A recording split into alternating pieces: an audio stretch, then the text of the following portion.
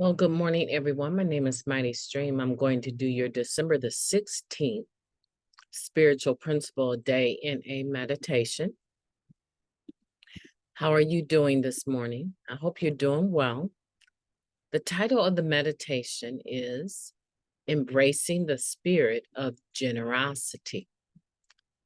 Giving generously of ourselves, especially when we are in pain, is a path through some of our sorrow and confusion. That comes from our Living Clean book, chapter 4, Death, Dying, and Living with Grief.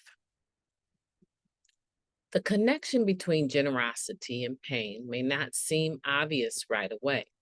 However, early recovery is a good example of how giving of ourselves can help us endure pain and discomfort.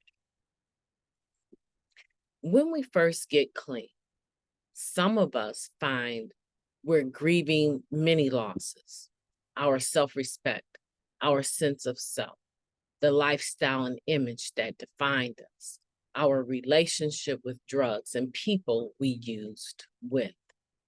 Some of us come to NA mourning the loss of friends or family members to the disease. No one arrives to NA pain-free, but all of us who stay find some relief, usually by our active participation in NA. I hardly knew what to do with myself when I got clean, one member shared. I felt like an exposed nerve. Before and after meetings, I'd help with anything that needed to be done: handing out reading cards, taking out the trash, stacking the chairs. Helping the trusted servants made me feel better. Generosity gets us out of ourselves. We stop focusing on our every thought and emotion and instead turn our attention to those around us. Even when we're in pain or discomfort, generosity helps us do something when we don't know what else to do. Giving as a diversion from desperation is not necessarily the whole solution.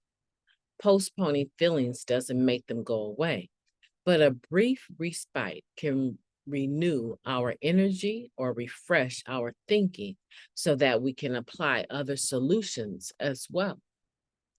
Perhaps mostly important, in helping others, we can find the willingness to accept help. Life is difficult, but we are not alone. We have each other.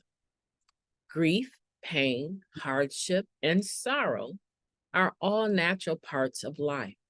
To find my way through difficulties, I will embrace the spirit of generosity I find in NA. I will help others and allow them to help me. That's a beautiful meditation, isn't it?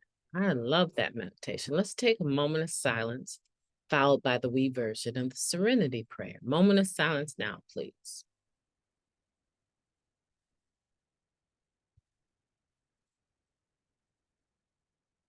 Thank you. God, grant us the serenity to accept the things that we cannot change, the courage to change the things that we can, and the wisdom to know the difference. Just for today, please and thank you. What a beautiful meditation. I really like this meditation, talking about embracing the spirit of generosity and how getting outside of ourselves and doing service, being generous with our time and our energy. I'm not talking about generosity with money necessarily.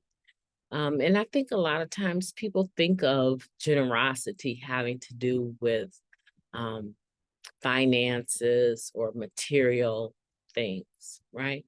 But we're talking about the spirit of generosity. So now we're talking about something that is starts internally and it manifests itself externally, right?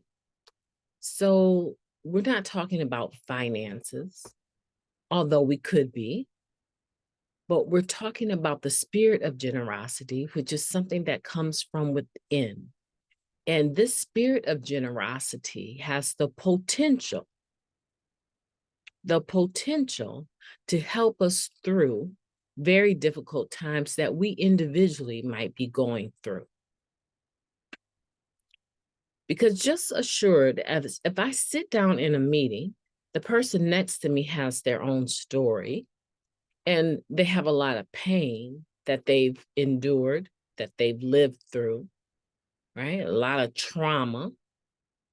That if I say, tell me just in the last 3 years, what painful situation have you gone through and stayed clean?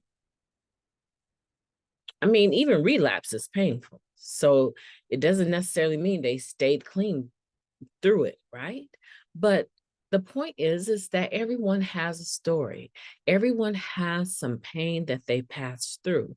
And there's a tendency sometimes, because we're so wrapped up in our own recovery process, our own pain, our own grieving, there's a tendency, not necessarily to try and compare stories, but there's a tendency not to pay attention, to mute the stories of other individuals, because we're so focused on our coming through our situation the best that we can. But the spirit of generosity has the ability to take a person out of themselves and cause them to invest in the wellness of another person. And when that happens, what often does happen is that if for no other reason, it's almost like meditation, but if for no other reason, you are no longer focused on your own self, your own difficulties. You're aware of yourself, right? Just like in meditation, but you're not focused on everything that you're passing through from day to day, right? And now you're allowing yourself through the spirit of generosity to be helpful to another human being. It causes them, those feelings, those things that you're going through, to cease to have their impact in an intense manner, right? It postpones the effect of the negative, the painful stuff, the hardships, the sorrow, the grieving, the difficulties that you pass through. It postpones the effect of that, and it gives you a reprieve. And it's brief. It's brief. It doesn't make those things go away, but it's brief enough to allow your energy to be refreshed, to be renewed, so that you will be in a position to come up with other solutions, other ideals. It's like cutting off cortisol leaks. It stops the madness so that you have an opportunity to regroup. That in of itself is healthy. And it's also helpful to those that you express your generosity towards, whether it be service work, helping someone clean their home, helping someone take care of their yard work, helping someone get to the grocery store, helping in the meeting with making sure that the bathrooms stay clean, making sure that the people that come through the door are given a pamphlet about what the NA program is. They're shown around so they know exactly where the bathrooms are, or just staying on top of the coffee, the hot water, the tea. I'll never forget the first time I went to a meeting and they actually had something other than coffee to serve. It was so nice to have an option of having some herbal tea or some hot chocolate. It was so nice to have another option besides coffee. Maybe you're the individual that brings that up to the home group, and you're the individual that makes it possible for someone to have, I don't know, stevia, honey, anything besides sugar. Maybe that's your spirit of generosity. It's just a thought. It's a small thing, but I guarantee you that when you're focusing on displaying the spirit of generosity that is within you, you're not going to be focused on your grief, your pain, your hardship, or sorrow, or difficulties. Because even though we talk about multitasking, what really is happening is that when you're focused on one thing, it's impossible to be focused on something else.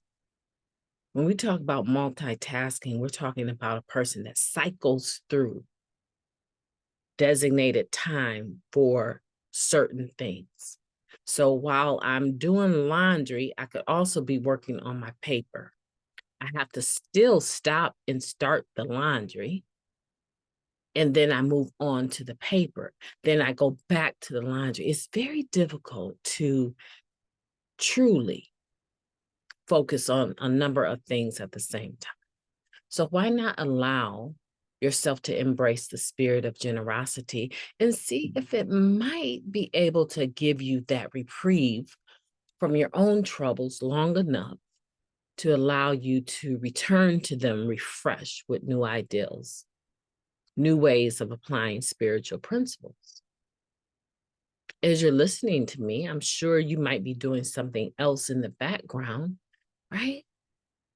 But one thing is certain, is that now you have been introduced to a spiritual principle of generosity and how it can help you get a reprieve from all of those things that you are worrying about.